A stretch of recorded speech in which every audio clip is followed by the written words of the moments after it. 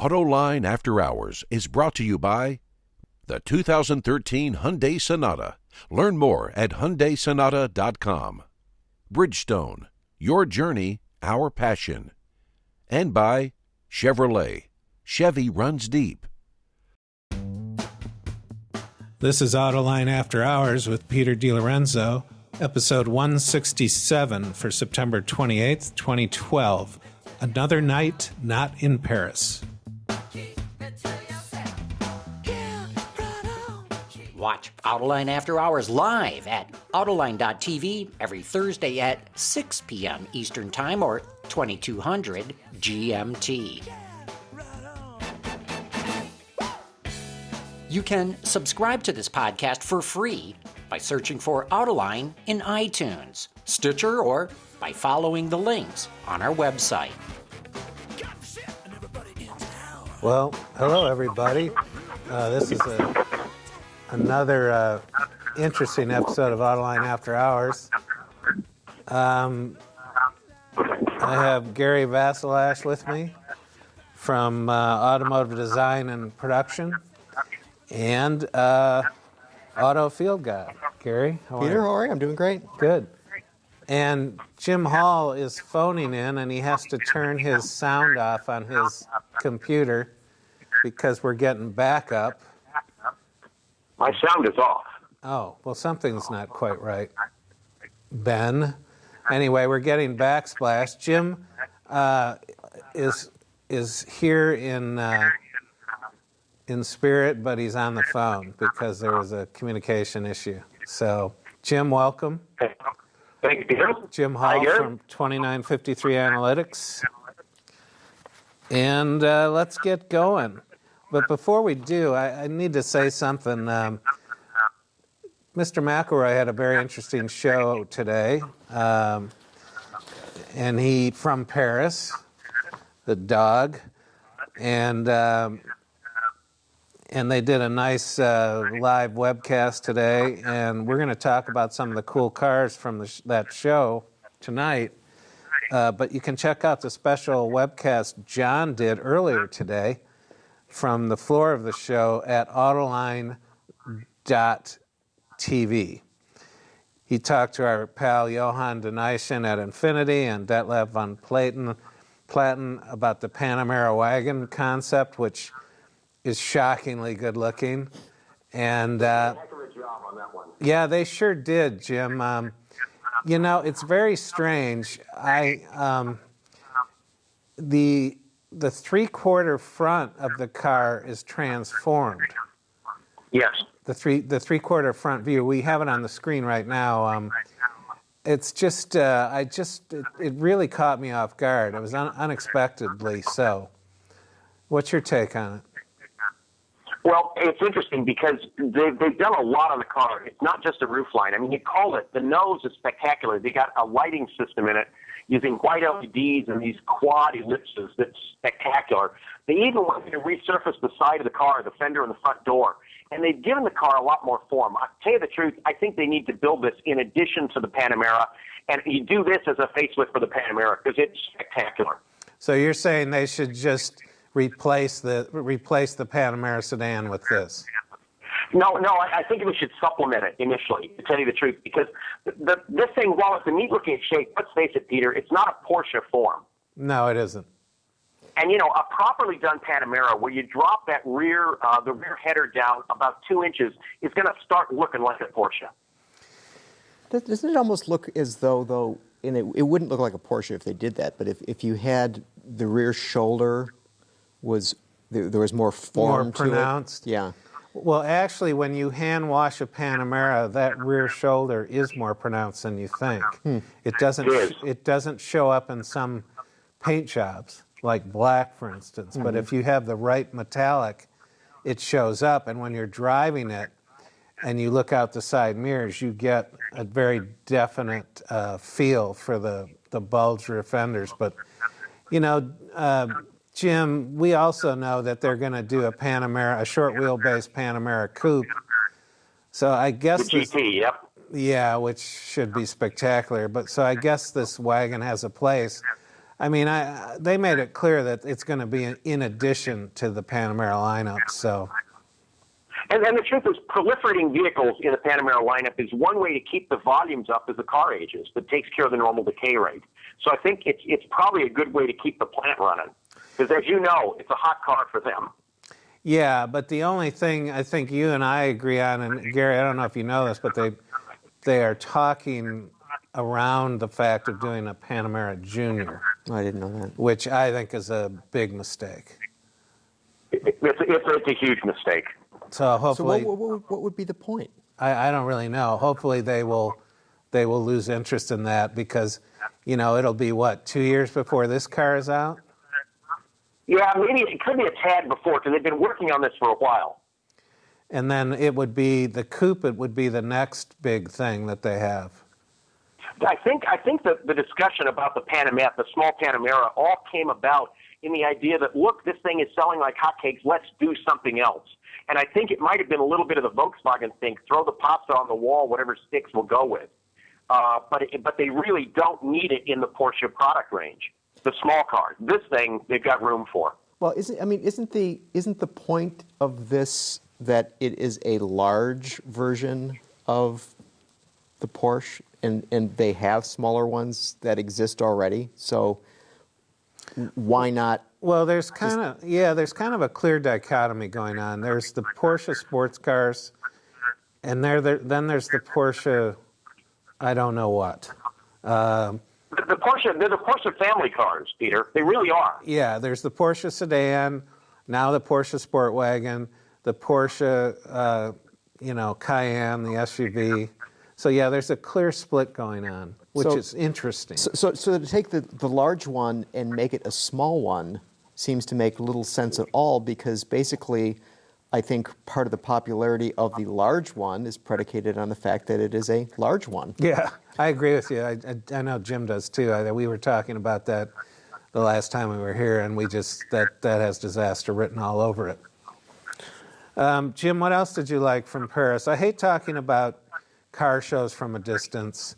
First of all, when you're there, there's a couple things going on. First of all, the Paris show is the best show, hands down. Secondly, we also know when you walk around these shows and see these vehicles under the lights, you really still don't have any idea how they really look until they're out in the road. So that's kind of a liability for us to talk about it, but Ben has some visual support, so maybe we can talk about a couple of things. We do know that Maserati is going to call their SUV version of the, based on the Jeep platform, the Levante. And build it in Detroit. I don't know. I just don't know about that. Well, I mean, this allows the capacity at Jefferson North to be increased. I know all the financial aspects of it, but will they have as much success as Porsche had with the Cayenne? I don't know. First of all, for one thing, Peter, they don't have the dealer network. Yeah, so I was just going to. I was just going to say that, Jim. They don't have the dealer network. So what? I don't get it, but Well, I understand part of it is they want the product, so they have a range to expand the dealer network in North America, which arguably they should be doing.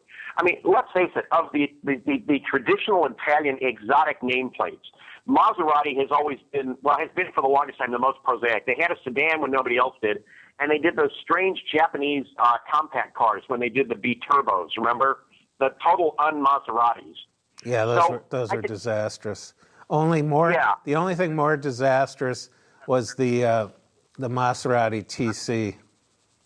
Oh gosh, yeah, okay, that's getting pretty bad. Yeah, does that count though? Wait, I should read. No, it was the TC by Maserati. Yeah, it was. But was it the Chrysler TC by Maserati, or was it just the TC by Maserati? Either way, it was TC by Maserati. Yeah, it was a disaster. But my question is, at what point do you run out of gas in those cars? And nobody's going to see it, Peter, and say, "Oh, that's a Grand Cherokee." They've done a transformative job. Oh no, I know that. I know that. It's just the liability as a dealer network. What were you going to say, Gary? Well, I was going to say that, okay, you want to extend your range, you want to have more product in your dealership, but at what point is there saturation in that type of vehicle at all levels in the market? Well, yeah. I mean, it goes back to how many dealers are there, and yeah, you're saying that does the luxury market really need that SUV? Well, apparently Bentley's going to do one. Right. So I don't know. There's got to be a limit somewhere, but and I admit I was one of the biggest critics of Porsche, but damn if they didn't pull the Cayenne off, and damn if the profits didn't get plowed back into doing, the Cayman, the Boxster, the new 911, and all of that. So I don't think it's going to work that way for Maserati, though. They just don't have the throw weight. So it's kind of going to, they have to be careful that it doesn't turn into an oddity, which is, very possible. I don't know. I don't care how cool it is. Then the other news from Maserati is they're going to come out with a smaller sedan call it the Ghibli. I haven't seen that. Have you, Jim? I haven't. They haven't shown it. No, I haven't seen it, and you can see where the product fits. What they're trying to do is create a bridge between where they think they're going to have Alfa Romeo and Maserati, and it means moving the Maserati nameplate down market a little bit from where it is right now. Is that a volume play? Yeah, but remember, we're talking about a company whose volumes are very, very small to begin with, so it doesn't take much to give you a 100% increase. Yeah. What about the Peugeot Onyx? John had it on the webcast today, and boy, is it slick looking. Did you see it, Jim? Yeah, I have. It's slick looking, and it's also a festival of unusual materials. It's even using things like recycled paper in it. But, it's interesting. They do this sort of wild performance diesel car after they get out of Le Mans with a wild performance diesel car. I don't understand the timing. Yeah, I don't either. I think they've been sitting on this car for maybe longer than they admit to. The juxtaposition of the copper finish with the flat carbon was just sensational. But, let's face it, we're talking about a car company in deep trouble. They pulled out of their Le Mans program with literally maybe 90 days of warning to the people involved. This car is cool, but in the end, so what? They're embroiled with the GM thing and trying to make sense of that. So it's very cool, but it just might be one of these design cars that, sound and fury signifying nothing. Well, it makes me It wonder. almost reminded me of the Maserati, the Freudian slip. It almost reminded me of the Chrysler ME412 at the Detroit show, when Chrysler's actually tanking and they show a mid-engine 12-cylinder sports car. Yeah, and, they even flew journalists out to Laguna Seca to give them rides and all that. I knew Wolfgang quite well, and that was, they were really excited about it, but it was just like, exactly, what is this for? It's going nowhere. Yep. So, Gary, what'd you think of the new Golf? Yet another, every time I look at the Golf and I drive one, I come away impressed, and I just say, what can they possibly do to it? And here they are with the 7th generation. Well, it seems to me that they have a very clear understanding of what they're trying to accomplish with that car, and that they have this I hate to use the term laser-like focus, and presumably a team of people who are dedicated to advancing it without throwing it away. So you're having this sense of incremental improvement, and I mean, how do they do that? I mean, you just look at every other car company that maybe they'll have a run of maybe 3, possibly 4, and then they lose it, right? And these guys have just soldiered on and on and on and on. Yeah, the continuity is impressive, and the detail improvement, and it's grown each time, but when you drive it and the fit and finish and the executional details, pretty amazing. Mm-hmm. What do you think, Jim? Well, my concern about it is you're right. Every Golf is better than the predecessor in a lot of qualitative and quantitative ways. I just wish that at least once they'd push the design button and make a progressive change, and they still haven't done that. Yeah, exactly. What about the Opel Adam? Again, I've only seen a picture of it. What do you think of it, Jim? The Adam's really interesting because they see it as a take for a personality price premium B car that they can sell like the Fiat Cinquecento and the Mini, and it's got a lot of character for doing that. They're also going to be launching it with a new engine family. I think the thing has some merit. The problem is it's saddled with the Opel name in Germany, and that's not a good thing right now. Yeah, and I got to tell you, the white wheels are such a turnoff for me, but whatever. Well, see, the thing that I wonder about it is that, you know, they're really looking for getting some profitability into Opel, and I just wonder whether sufficient profitability can be achieved by a car in that category. Well, I mean, you're going to have to sell zillions of the damn things. I mean, yeah, you're absolutely right here. What are they going to make, like, you know, $1.98 on it? Yeah. I don't know, to be competitive. I love the McLaren P1, of course. McLaren, well, before we do that, hey, you know what, Ben?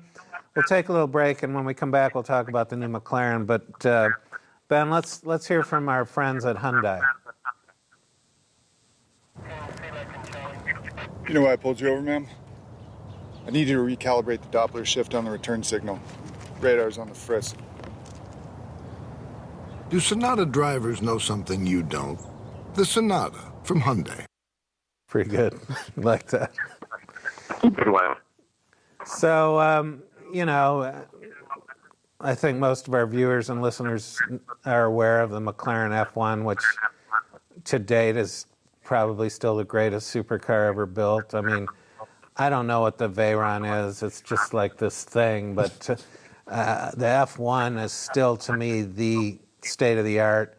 And now McLaren has showed up at the Paris Motor Show with the P1, which, you know, just it looks spectacular. It's forward thinking. It's everything they know so far. And it's Peter, wild. I have to disagree about the styling. Well, yeah, I'm trying to figure out what cliche it's missing. Yeah, I was going to get to that. The only place where the styling is surprising is the back. What does surprising mean? Well, it's just the feel of it from the back. It's just. So you think too much is going on back there, and that whale tail doesn't seem to be quite Yeah, appropriate? I mean, I think the specifications of the car, I mean, it's going to have to be dramatically better in performance than the 12C, which, you know, if somebody, you know, forgot and left a 12C, for me, I'd be perfectly happy. I think the P1, technically, I'm sure is spectacular, but yeah, the looks of it are certainly not friendly. I think it's classic. In a way, it's sort of like a very expensive Subaru BRZ or Scion FRS. A really spectacular car in its own way that needs to be reskinned right away. It almost Yeah, looks like they carved out the sides and said, gee, what are we going to do with this extra material? Oh, I know. Let's put it in the back. yeah, I mean, I don't know what their timetable for production or anything like that, but I'm excited about it. But then the longer you spend looking at it, it's kind of scary, actually. So, Peter, do you think that McLaren will be able to establish itself as a car company? Yes, I do, but I think actually they're the only car maker with the stones to go after Ferrari, and actually might be able to get there. But I also think they don't have any illusions about it. I think they think it's going to take a while.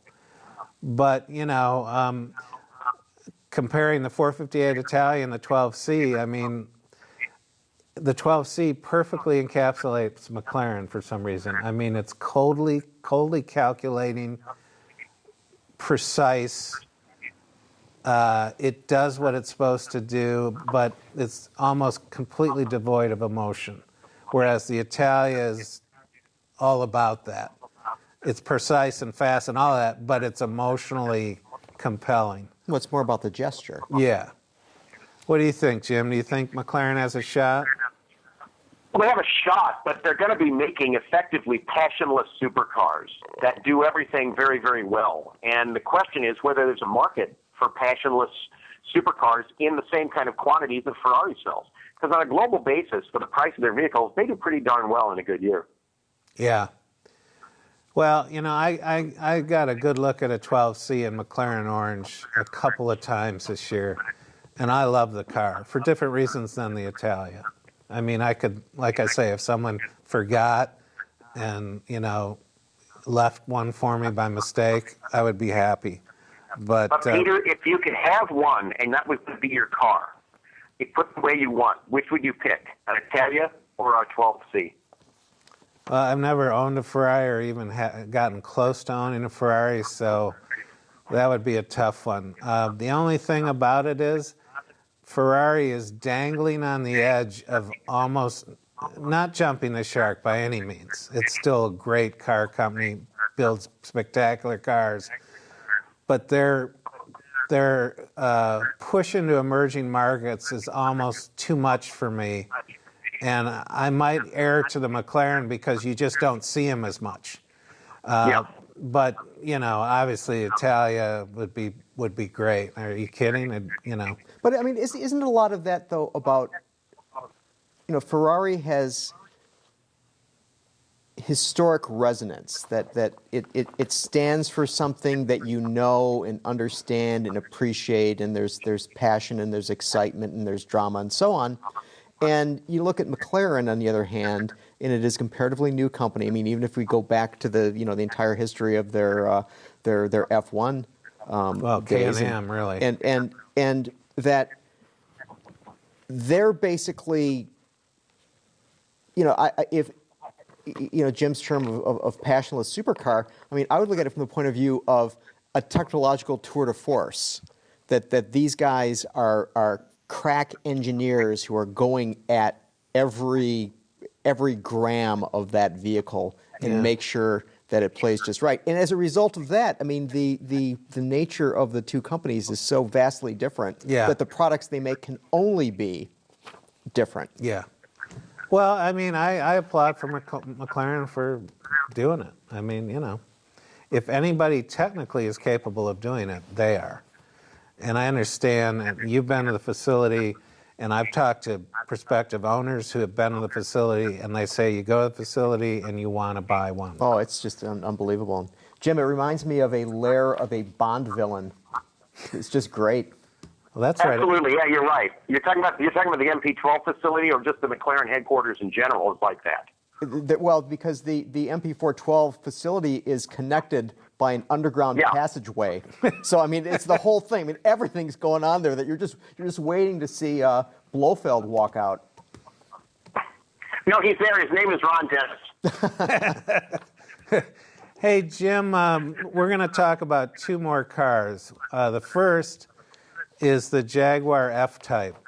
Again, I have not seen the car in person, and I really want to see one on the street before I pronounce judgment. I mean, it looks pretty interesting, but, you know, I don't know. I'm afraid it's not that interesting to me, and I want to reserve final judgment, but it just doesn't seem to get there. Now, the one thing I'm missing is the presence, the physical size of it.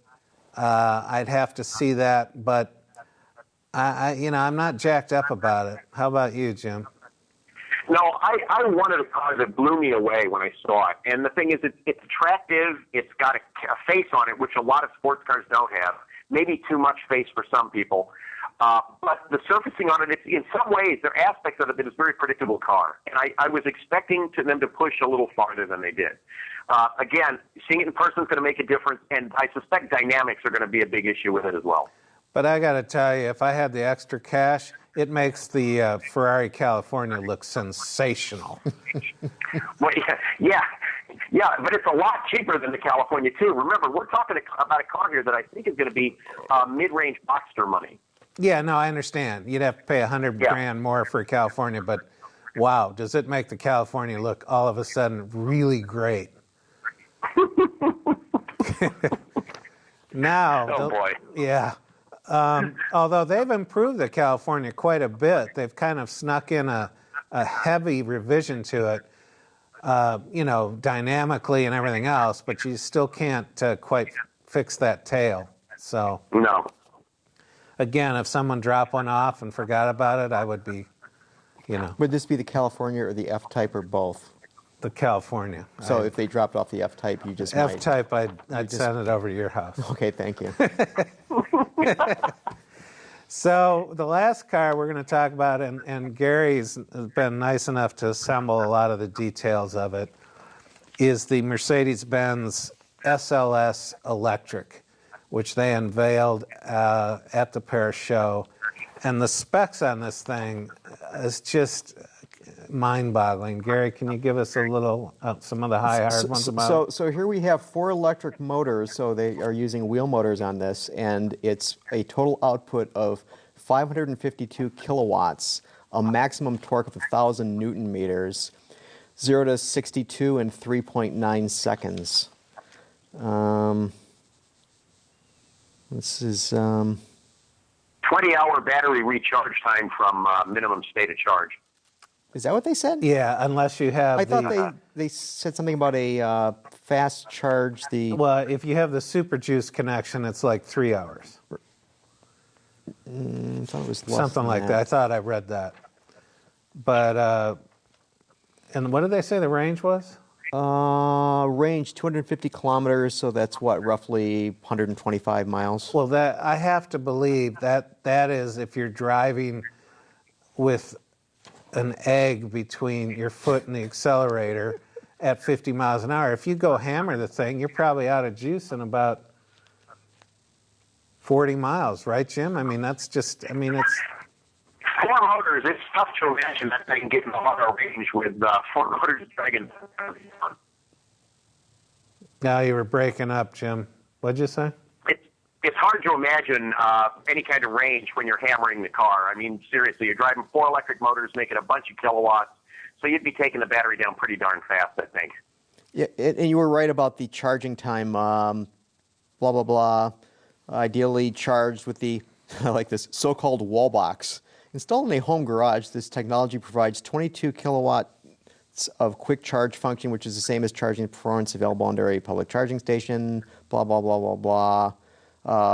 Charging in around 3 hours. Without the wall box, charging takes around 20 hours. And how much is it? 550,000 US? Yeah, it's where's that figure? It's more than twice as much as the regular car. Yeah, it's 416,500 euros, or at today's exchange rate, $538,300, or 41.77 million yen. I don't know if there's a market for this, but I'd rather have a regular SLS, frankly, but can't you imagine being a rich guy who would have one of these things and his friends could come over and say, I have one of these things? Oh, yeah, especially in Silicon Valley. This is my mean green machine, and I'm cool. And, okay, once that's done, once 30 of those people are done, then what? I don't know what Mercedes is going to do. So you really took it to Mr. Fisker this week, speaking of yeah, well, we're gonna get to that. But, we're not done with the Paris show, because we're going to talk about Sergio challenging Ferdinand Piëch to a duel on the show floor or something. But we're going to talk about that after Ben shares with us our hearing from our friends from Bridgestone. So, Jim, I'm sure you heard about Sergio just going off on.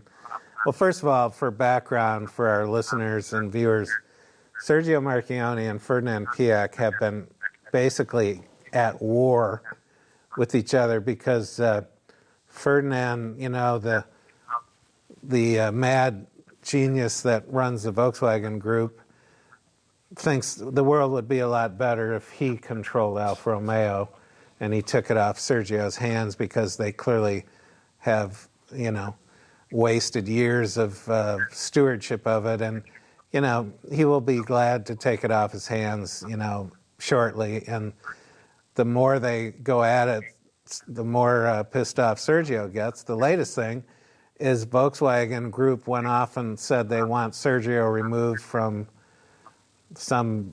The lobby group, ACEA. Yeah, the European Automotive Lobby Group. Yep. So Sergio today at the show said, I guess there's a meeting at the Volkswagen stand of that group, and Volkswagen wants Sergio removed. So Sergio said, well, they can meet me at 7 a.m. I'll meet them at the stand, and, you know, there's going to be some sort of throwdown. So I don't know. Seeing as Sergio has based his whole future on turning Alfa into all of a sudden an accepted global brand, which is a tall order, I might add, this is just going to continue to be a standoff, I would imagine. Right, Jim? I suspect. But you're also going to see that the more Piëch wants Alfa, the more they're going to strategically figure out what they need to do with Alfa. And that's why they've approved a rear-wheel drive vehicle platform. So I think we're going to get better Alfas out of this. And it's almost like the more Piëch says it, the more Sergio just says, we're going to make Alfa work. And maybe that's part of Piëch's strategy, that they'll put a lot of money in trying to make Alfa work. I don't know. Well, you know, Sergio has a very tall order because he's gone on the record, not once, not twice, but I would guess 100 times, saying that by 2014, 2015 timeframe, Alfa is going to be happening. Well, you know, they got a long way to go. I don't care how good the integrity of the cars are. 2 years? Yeah, they're nowhere. And you know, we've talked on this show and the Sunday show about how difficult it is to launch a brand in this market. And make no mistake, that's what they're doing with Alfa, because it has no residual cred with anyone but pure driving enthusiasts who, you know, still enjoy the brand. Everyone else remembers it in The Graduate. You know, that's kind of a tough way to go. So he's talking not only the commitment in engineering resources and product development and all of that, he's talking probably a $500 million marketing bill over the next 5 years to get this thing seated in the American consumer consciousness. It's a tough road. And, you know, the jabs from Piëch are classic because he's basically saying, you know, Sergio, just give it up. You know, we'll take it off your hands, you know. And, and then our long national nightmare will be over. So. But, I mean, to your point of the investment, I mean, so according to Bloomberg, Fiat's supposed to lose 700 million euros this year and has cut back investment spending by 500 million euro this year. Well, so where's the money going to come from to create this? Well, the profits from the profits from the U.S. But the other dimension to this is now Sergio has a huge political problems in Italy, and you know those are nothing to be sneezed at because that could derail everything too. But right now, Sergio's plan is, I'm going to make money hand over fist in the U.S. and that will pay for everything. You know, that's worked so far. But if he takes his attention off Chrysler, and Chrysler's doing incredibly well now, right? Because somebody has been paying attention to that brand and making sure that the products are up to snuff. And if he takes his eye off that ball and says, okay, we're gonna do this stuff with Alfa, then where does that get you? Well, this is something. Go ahead, Jim. Gary, the man is a multitasker. Trust me, it's not pay attention to one or the other. The whole thing with Fiat is, as you know, he said he doesn't see how you can make money building cars in Italy, which got him really in good with some of the politicians there and the unions. But he's probably telling the truth. You know, I mean, it's got to be tough. And if they have to use the U.S. for their profit to do Alpha, and if they get out of it platforms they'll be able to use at Alpha, at Maserati, and at Chrysler Group vehicles, you know, so be it. And I think you're going to see a lot of development on that platform. I know it's being done in the States. So I don't write them off that. I mean, the big issue is spending the marketing money to set the brand in the North American market because, I mean, Peter's absolutely right. The public at large don't know Alpha. And the problem is in Europe right now, you know, Alpha sells two new cars that they're building, the Giulietta and the Mito, nothing else. That's their range. Yeah. And so we have the Dart, which is the Giulietta. Yep. And so what would comparable to the Mito be? Well, for the States, we probably won't get it because remember, the Mito is actually a size down from where they want to try to play. But Alpha is about doing a larger front drive sedan that'll probably be derived from this, the thing I call the Mid-Atlantic platform. That's the development of their CD car. And then a rear drive, larger Alpha sedan, a rear drive, you know, there's going to be a Miata platform derived Alpha, and then a more expensive sports car. So, I mean, there's their range for the U.S., and logically, they need a crossover. Well, we wish them luck. A lot of good people work out in Auburn Hills, but one thing I will reiterate, and I've hammered it repeatedly, is that Sergio has set up a management structure that ends with him. When he leaves that company, there is no one else who can do it his way. So unless there's a transformation when he's ready to get out, and they have a reporting structure that's other than that the CEO has 37 direct reports, you know, I don't know. It's a dangerous future for that whole deal. Let's move on. A couple of people are kind of in trouble that are dining on the trough of our money.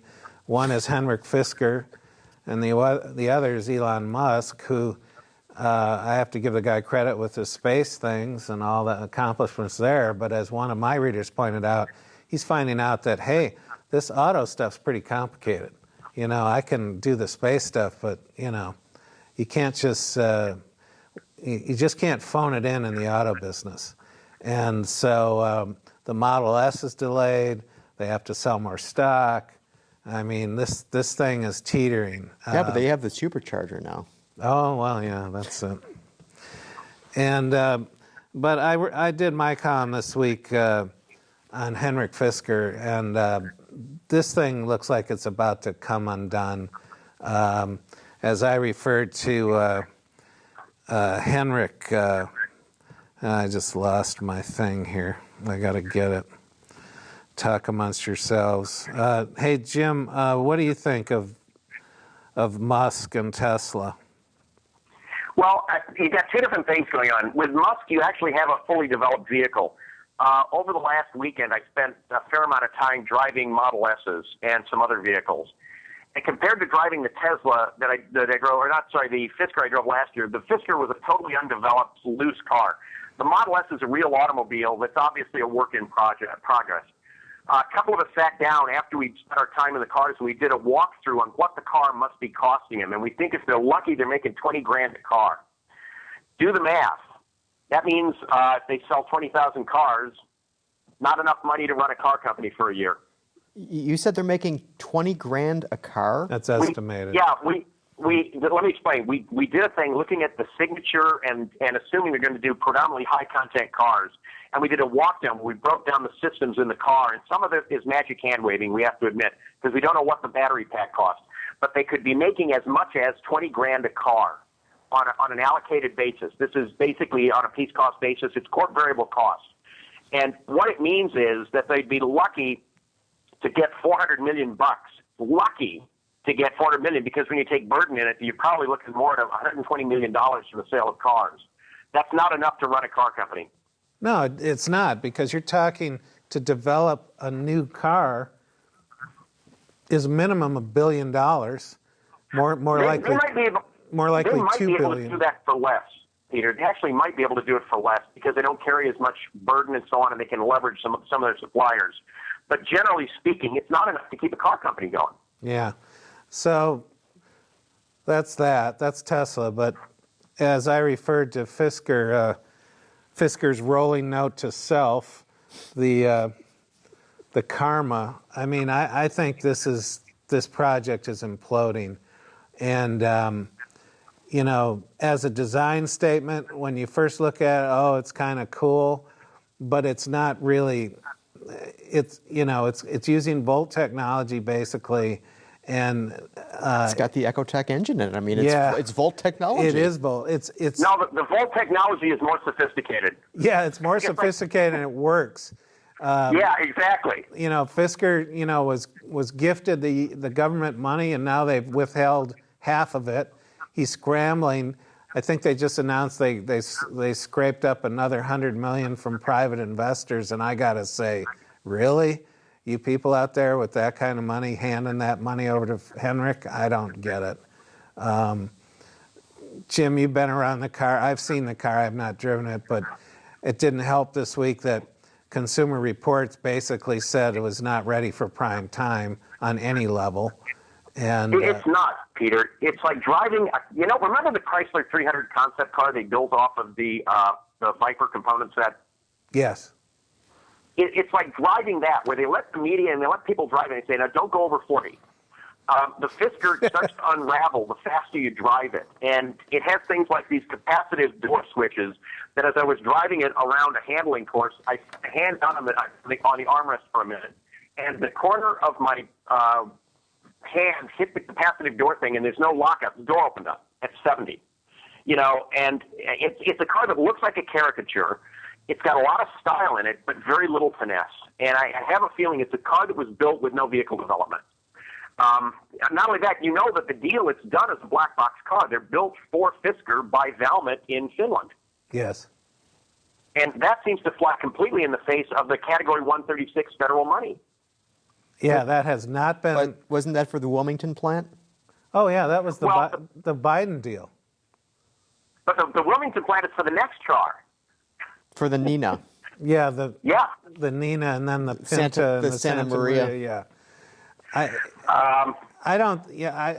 Well, like I said in my column, I don't think they're going to make it. I think they've had the 15 minutes of attention from this business that they warranted, but now everybody's done with it. But isn't it possible that this was all a play to get purchased by someone? And I don't think so. You don't think so? I'll tell you why. Because one, if you were going to do that, you'd want to have a closer partnership with at least one large car manufacturer. And two, you probably wouldn't farm out the production to an outside source. I think this is a case where they went around, they had an idea, they had a lot of VC money that thought, yeah, let's take this money and change the world. I remember the Fisker guys telling them how they were going to show the truck how to rewrite the business. You know, and who did they use? The people who used to build Saab convertibles for General Motors. But the Boxer was built by Valmet. Initially, yes. Well, yeah. So they didn't pick bad people to make it. Let's just put it that way. Well, so if Tesla has a developed car, or they understand vehicle development, but that's still not going to get them over the hump, and Fisker does not have a developed car, and he's basically been scrounging around using other people's money to bring his boyhood sketches to life, and it's not going to end well. On that note, I don't think so. Now, on that note, we're going to take another break here and hear from our friends at Chevrolet.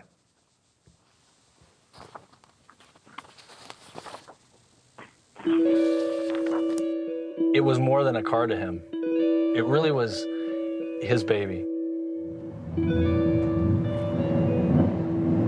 Oh, no. That's my old Chevy. Dear God. All right, we've reached that time in the program where we take viewer questions. Hopefully they're brief and to the point. Ben, let's roll that rapid fire video gig.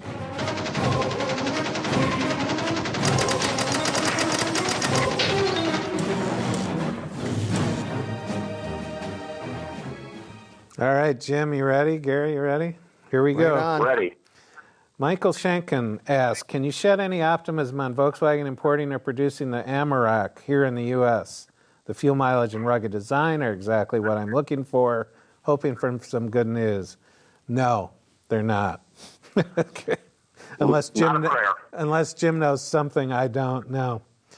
A.M. Guerrero, why is it that over a decade ago, car makers were able to make sedans that are as low as today's four-door coupes, but still have decent headroom? I don't know if that's necessarily true. I think she was shorter then. You know, the woman's gotten taller. Brian asks, what are the misses of the Paris show? That Audi Crosslane concept, which mimics Audi's own Steppenwolf concept of 2000? I thought it looked a lot like the A3. I mean, it didn't seem to be much of an advance to me. Yeah, I didn't get it at all. I mean, it did introduce a little different nose treatment. Jim, did you see that car? Yeah, I saw the Crosslane. I have a feeling we're talking about, like the Steppenwolf, cross-pollinating a couple of vehicle types, and at the same time, Walter's throwing some new design cues in that they're sort of getting as a trial balloon to see what people think of them.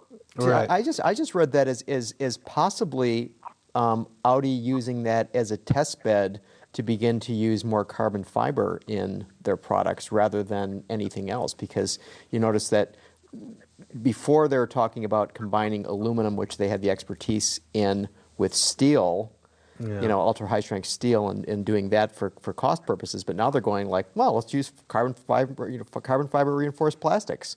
Yeah. And so more of a technology play than anything else. Yeah, well, the nose does introduce a different look for the Audi classic front end. Yeah, it uses an intersecting form to set up the grille. Right. And I suspect you're going to see that on a future Audi car. Yes, that's the whole purpose of that concept, is to introduce that front end. You think? Yeah.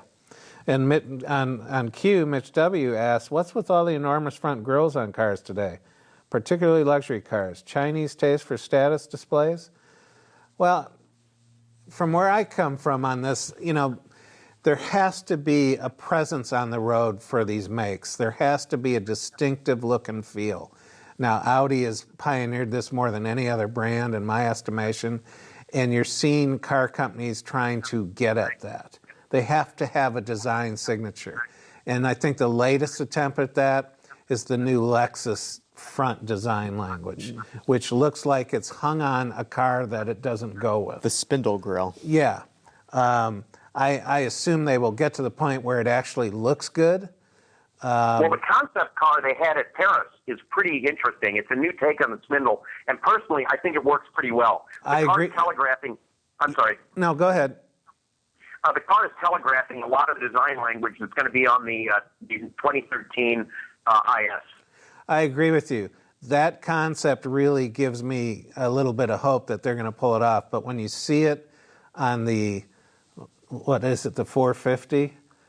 It looks like... No, the 460, yeah, it doesn't work on that car. They did not pull it off well. Yeah, it looks like they went to a body shop and cut off the nose and welded something on just to say, hey, look at our new front end. But you know what's interesting you think about grills is that when the first generation Taurus came out, remember everybody thought that car wouldn't work because it basically didn't have a grill?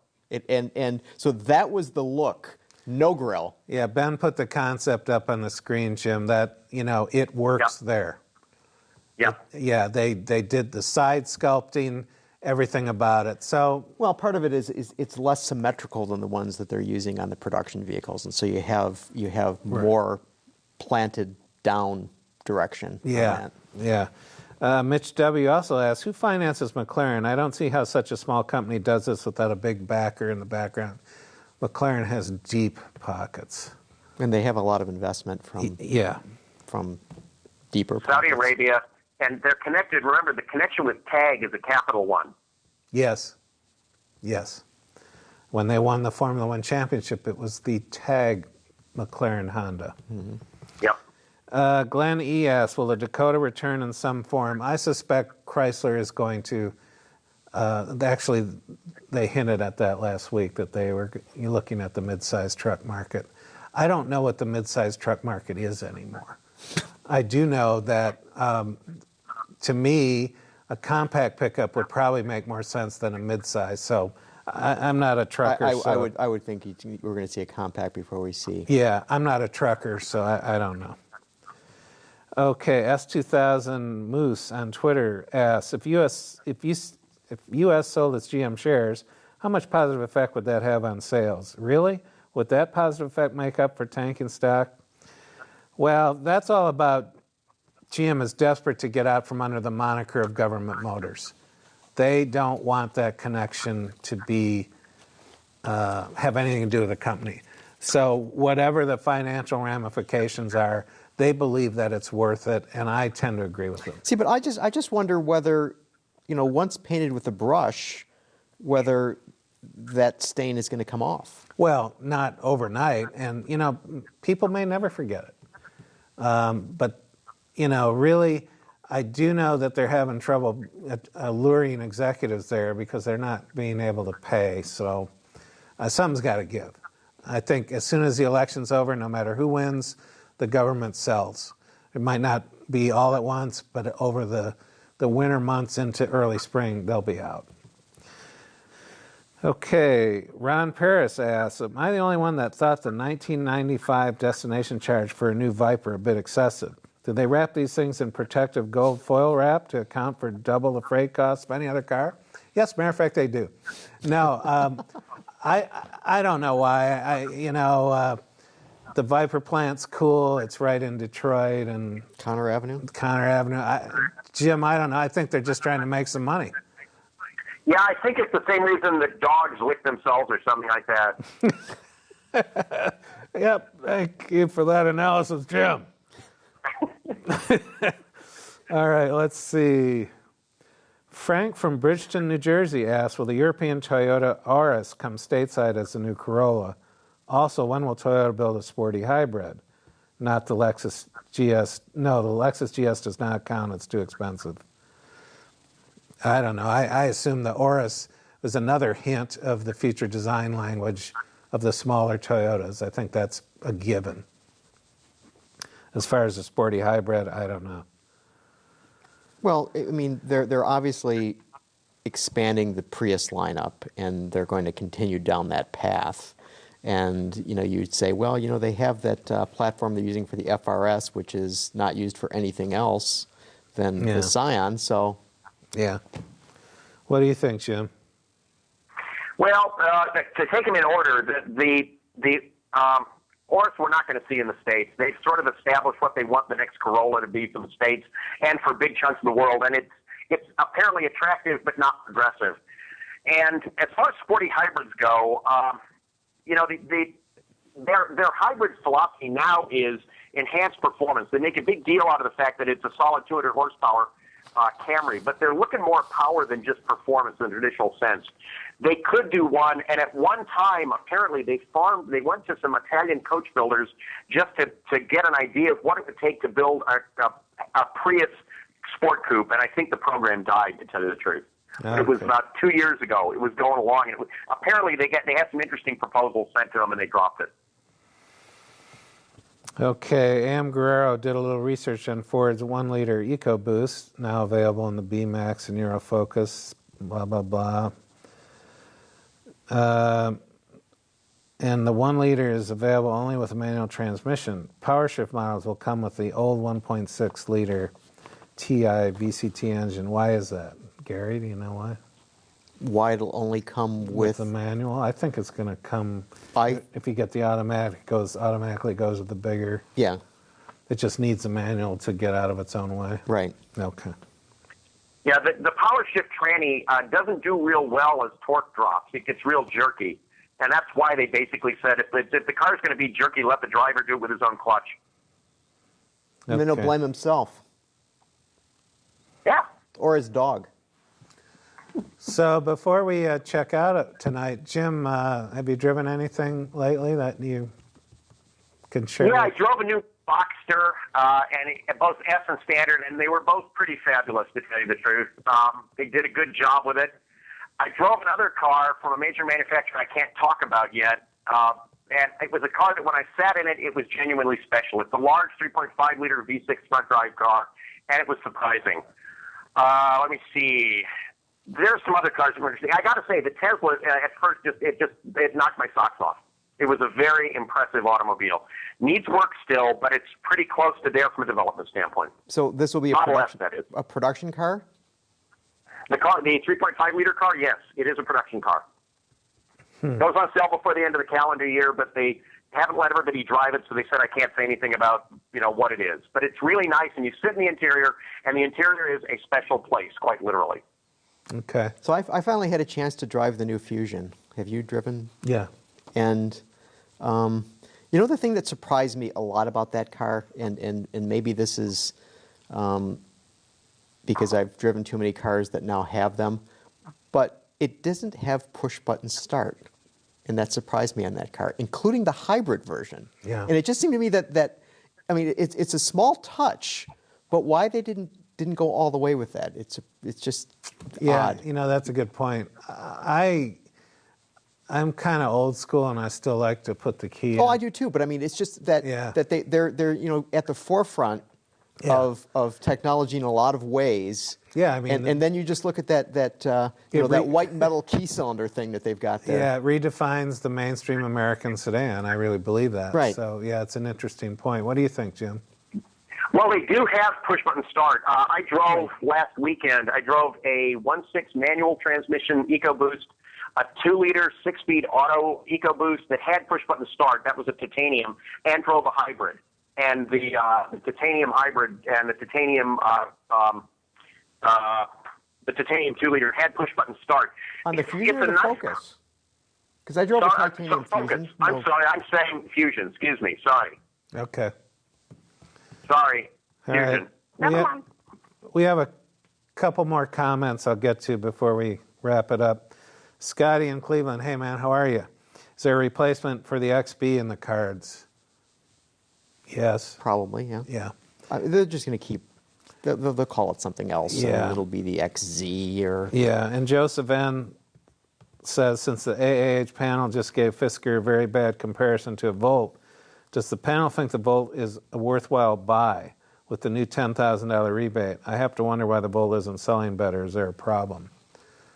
What do you think, Jim? Well, the Volt's one of those cars, for some people it works perfectly, for others it doesn't. The problem is if you're going to buy one, even with a $10,000 rebate, you got to qualify for a $45,000 Chevrolet. Yes. That's the problem, right? To no small degree. I still think the Volt's a tremendous achievement. The people within GM did that program under severe duress. The company was in a tailspin when they started it, and then it actually went into bankruptcy, and they stayed the course, and I still think it's quite an achievement. I think that car, if it didn't have the bow tie on it, and it had the Cadillac crest on it, and no one would say anything about it costing $45,000, and they would buy that car for $45,000. They would see it for what it is, which is an amazing piece of engineering, and the interior's nice, and I mean, it's a 4-place vehicle. I mean, you can't put 3 people in the back seat, but it drives well, looks nice, it's got great IP. Yeah, my editor, Word Girl, just got one, and it's a fabulous car. It will be interesting, don't you think, Jim, when they bring the Cadillac version out? Yeah, and the Cadillac version is going to be mechanically, there's going to be some significant changes from between it and the Volt, because they needed to enhance the refinement, and they wanted to do it without deteriorating its electric performance. So there's some stuff they've had to do. It's one of the reasons the car's still not out for a little bit less than a year and a half. It could have been faster if they just rebadged and did a reskin, but there's more changes to it than that. Well, and it's going to be a better car because of it. Yeah, I'm glad they did that. I'm glad they waited, because I still think it's quite an arresting design. I think it'll be visually a tremendous statement on the road. So I'm glad they're taking the time to put more in it, do more refinements. I think that'll work out well for them. It'll probably be less expensive than that SLS, too. Yeah. Yeah. So what's interesting is that there'll be people that'll buy it just for the way it looks. Yes. Like literally. Well, and that's the point of success of alternative powertrains, that when people buy the cars because they're cars. Yes. Forget everything else. Is it a good car? Do you like driving the car? Do you feel comfortable in the car? Yeah. Not what's under the hood. Yeah. So, Jim, I'm gratified to know that the Boxster is pretty cool. I think the design changes, I think it looks sensational. So I'm glad it's still a Boxster and it still drives great. Is that what you're thinking? It's a damn nice car. The interesting thing is when you're driving it is they've recontoured the fenders in a way where you don't even think 911 when you're looking out of the front of the car. That's really cool. But that's cool, Jim, because you run 2953 Analytics, and we're glad you can be on the show in disembodied voice. Anyway, that's good. And they don't call you one of the best analysts in the business when you say it's a damn fine car. It reminds me of Major League when Bob Uecker turns to his right-hand guy and he's all worked up and said, "What do you think about that?" And he just shrugs his shoulders. "Yeah, folks, they don't call him the best color man in the business." But I appreciate you being on the show, Jim, and Gary Vasilash, thank you very much. Again, Jim Hall is from 2953 Analytics, and Gary Vasilash is from Automotive Design and Production. And you can check out Gary's website at autofieldguy.com. You know where to find me, autoextremist.com. I'm also on Twitter, twitter.com/Peter M. De Lorenzo. And Autoextremist also on Facebook. So that brings us to the end of another episode. Johnny's eating a very large baguette in Paris as we speak, and good for him. And thank you for watching and listening, and check out the podcast. It's free on iTunes. And that just about does it. Thanks, everyone. We'll see you next time. Autoline After Hours is brought to you by the 2013 Hyundai Sonata. Learn more at HyundaiSonata.com.